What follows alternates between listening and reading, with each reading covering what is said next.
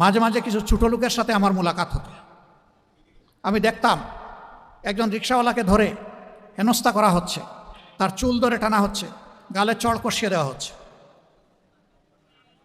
কোনো সময় গাড়িতে থাকলে গাড়ির দরজা খুলে নেমে বলতাম, আমাকে একটা চড় মারেন। বলতো, আপনাকে? বলে, আমি ওর মতো একজন। ওরে তো আস্তে করে মেরে দিছেন, সাহস থাকলে আমার একটু মারেন, দেখি আপনার হাতে কত শক্তি। হা করে থাকা।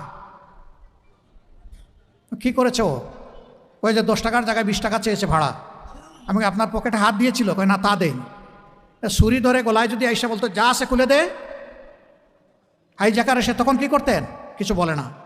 আমি বললাম, তখন বাপ বাপ ডেকে তার হাতে সব কিছু তুলে দিতেন।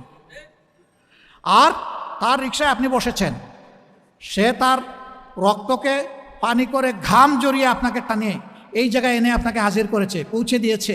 এখন 10 টাকার জায়গায় 20 টাকা চেয়েছে, আপনার মাথা গরম হয়ে গেছে। হ্যাঁ, আপনার পকেটে সেই পরিমাণ টাকা না থাকতে পারে, বুঝাইয়া বলুন।